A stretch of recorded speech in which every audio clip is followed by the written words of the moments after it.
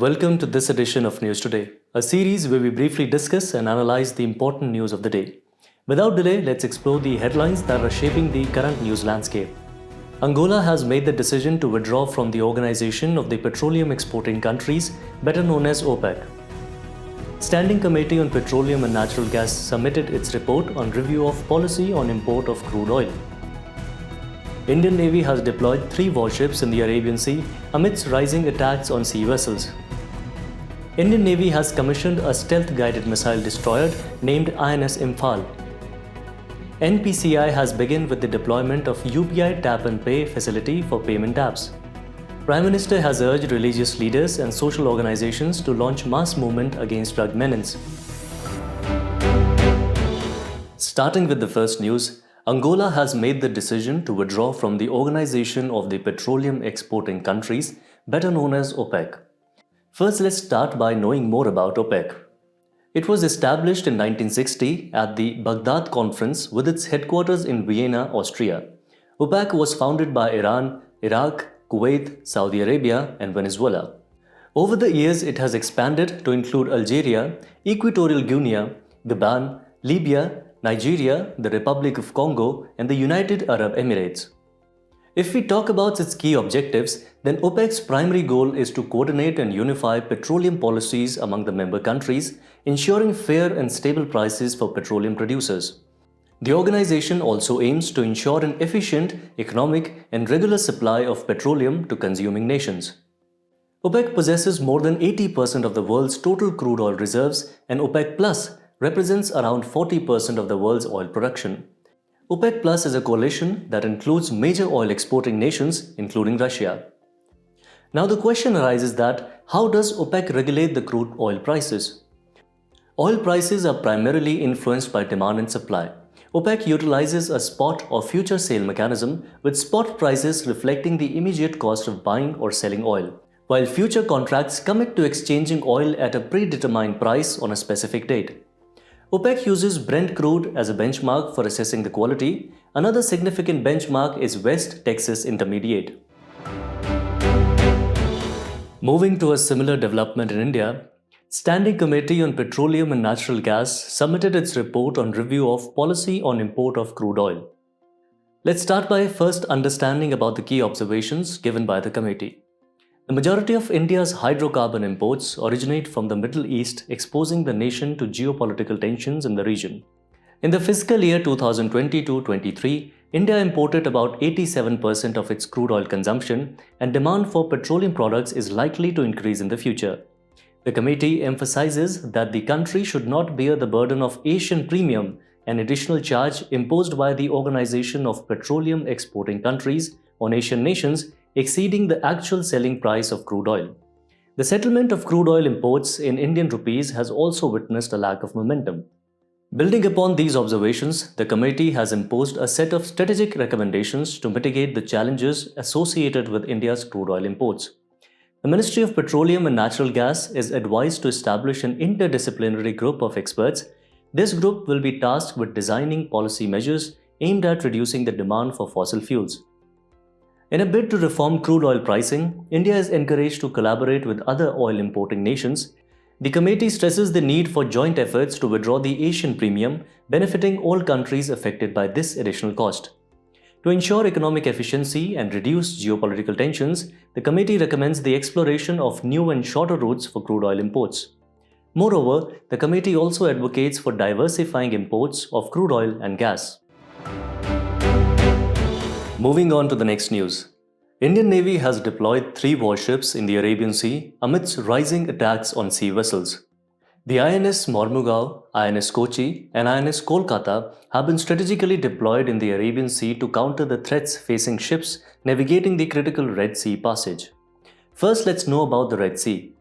Red Sea, one of the most saline bodies of water in the world, is an inlet of the Indian Ocean between Africa and Asia. The sea has 7 littoral states, which are Egypt, Sudan, Eritrea, Djibouti, Saudi Arabia, and Yemen. It extends from the Suez Canal at the Bab el-Mandeb Strait, which connects with the Gulf of Aden and then with the Arabian Sea. The Red Sea connects major consumers in Europe with large supplies in Asia and is crucial for global trade. handling 12% of worldwide commerce and serving as a primary route for transporting oil.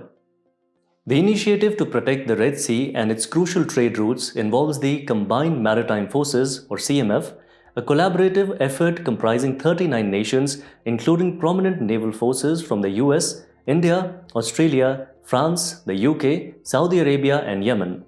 Another recent development within this initiative is the launch of Operation Prosperity Guardian by the United States, operating under the umbrella of the CMF to create a safe corridor in the region. Additionally, to further strengthen international maritime cooperation, the Djibouti Code of Conduct was adopted in 2009 under the International Maritime Organization. Moving on to the next news, the Indian Navy has commissioned a stealth-guided missile destroyer named INS Imphal. INS Imphal is the third of four indigenous Vishakhapatnam-class stealth-guided missile destroyers under Project 15B. The Project 15B is the latest in the lineage of Project 15A of Kolkata class and Project 15B of Delhi class indigenous destroyers with upgraded capabilities and greater indigenous content. The other two destroyers of this project are INS Vishakhapatnam and INS Mormugao. Now let's talk about its key features. INS Imphal is designed by the Indian Navy's Warship Design Bureau and constructed by Mazagaon Dock Shipbuilders Limited, Mumbai. It is armed with medium-range surface-to-air missiles, BrahMos surface-to-surface missiles, and indigenous torpedo launchers. It also has a high level of indigenization, which is about 75%, highlighting the efforts towards Atmanirbhar Bharat in the defense sector. Now let's understand about the need for the defense indigenization. The pursuit of autonomy in geostrategic decision-making is underlined by its commitment to reducing dependence on arms imports, as evidenced by its status as the world's largest arms importer between 2018 and 2022, according to the SIPRI report. To bolster its defense capabilities, the country has set a goal of achieving $5 billion in defense exports by 2025. The goal of achieving defense self-sufficiency serves as a preventive measure against supply chain disruptions, as exemplified by the impact of Russia-Ukraine conflict. Also addressing challenges posed by neighboring nations like China while concurrently supporting friendly nations. However, this ambitious goal faces notable challenges, including a lack of private sector participation and insufficient allocation of funds for research and development, accounting for less than 1%, which is far less than US and China. There also have been several initiatives taken in this way. Let's dive into them. The Defense Acquisition Procedure 2020 emphasizes priority procurement from domestic sources. Complementing this, the Positive Indigenization List imposes restrictions on imports for specific items. The corporatization of ordnance factories aims at enhancing efficiency and productivity in defense production. Additionally, the establishment of defense industrial corridors has also been taken. The Srijan portal further provides access to the vendors to take up items that can be taken up for indigenization. The system for advanced manufacturing assessment and ranking certificates are also introduced. Moving on, the National Payments Corporation of India has begun with the deployment of UPI Tap and Pay facility for payment apps. First, let's start by knowing about NPCI. National Payments Corporation of India is an umbrella organization for operating retail payments and settlement systems in India. It is an initiative of RBI and Indian Banks Association under the Payment and Settlement Systems Act 2007. It has been incorporated as a not-for-profit company under Section 8 of Companies Act 2013.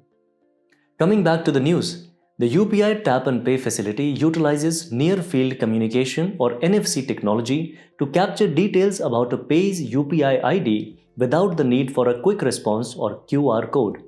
Mobiles and devices which have the NFC capability can use this service. The NFC uses electromagnetic radio fields to allow two compatible devices to share information within a short range of 4 to 5 centimeters. RFID and Bluetooth also use radio frequency, but their reach is much higher. The range of RFID communication is 100 meters or more, and Bluetooth is 10 to 100 meters. Now let's talk about its working process. An NFC-compatible device emits radio frequency signals that interact with an NFC tag, creating a current facilitating communication between the two. The tag is passive, which can only send information, while the other device like a smartphone is active, that means it is capable of both sending and receiving information. The NFC also poses several benefits like the enablement of contactless payment. Also, it uses encryption to guarantee the security and privacy of transactions. Information can be shared faster with NFC device enabled with peer-to-peer sharing. It can also help hospitals to track patient information more efficiently. Moving on to the next news. Prime Minister has urged religious leaders and social organizations to launch mass movement against drug menace. Drug menace has been a major problem in India. Let's dive into the details. Alcohol, cannabis, opium and heroin are the major drugs abused in India.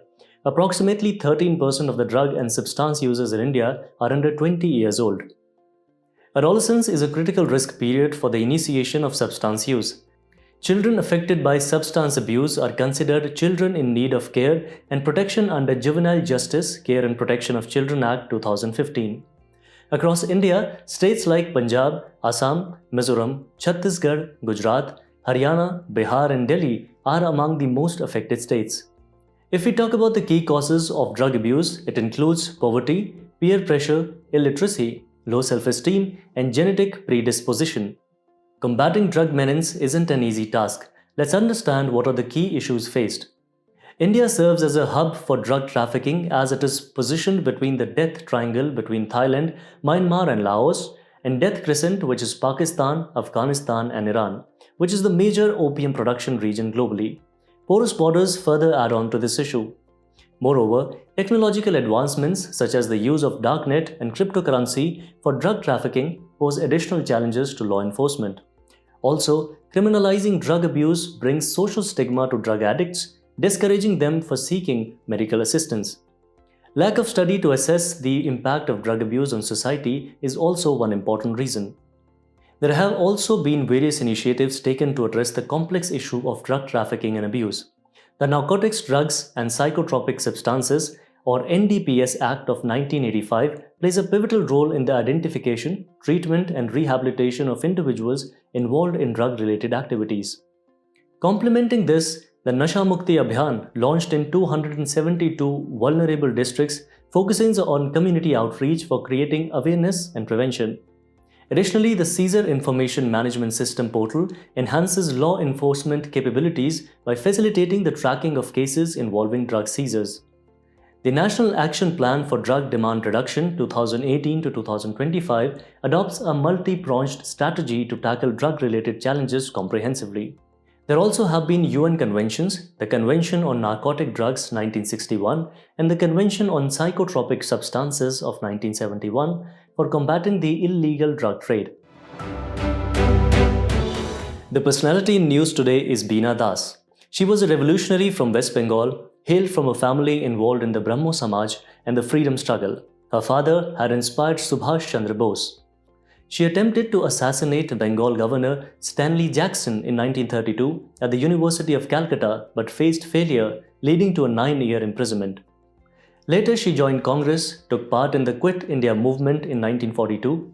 She served in the Bengal Provincial Legislative Assembly from 1946 to 1947 and in West Bengal Legislative Assembly from 1947 to 1951.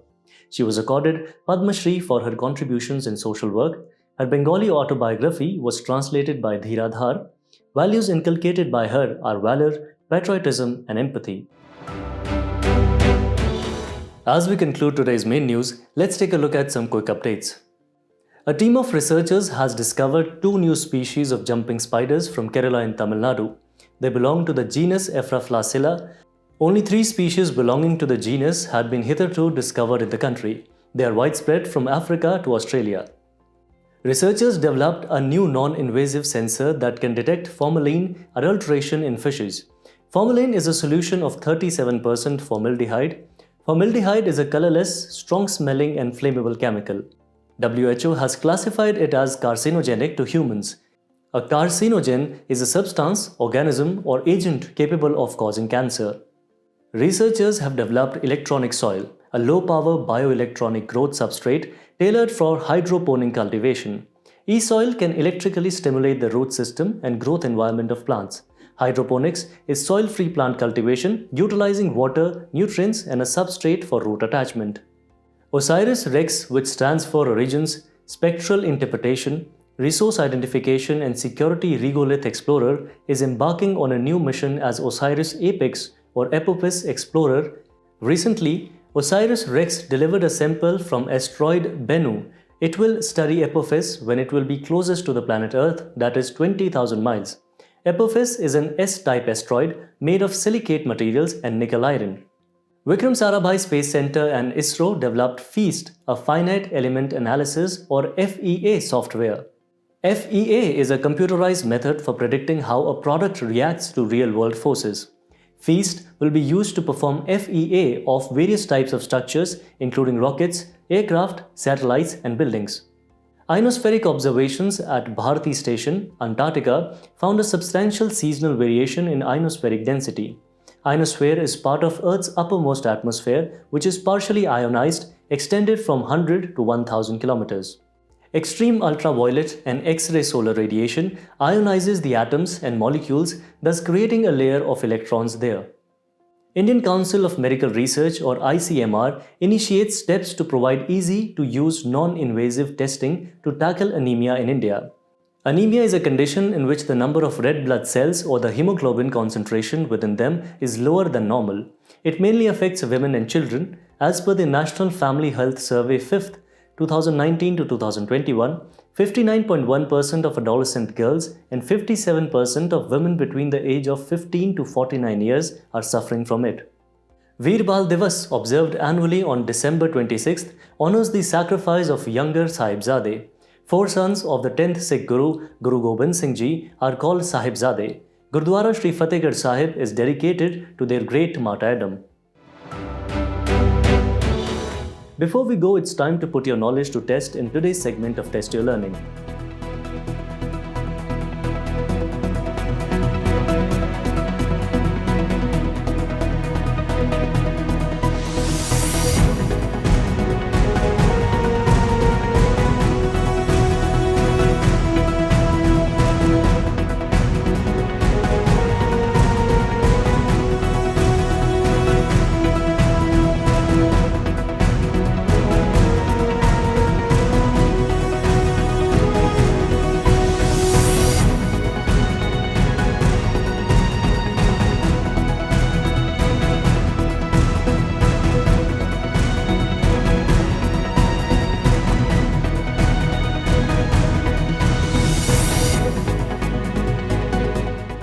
Thank you for joining us. We hope you have enjoyed this edition of News Today.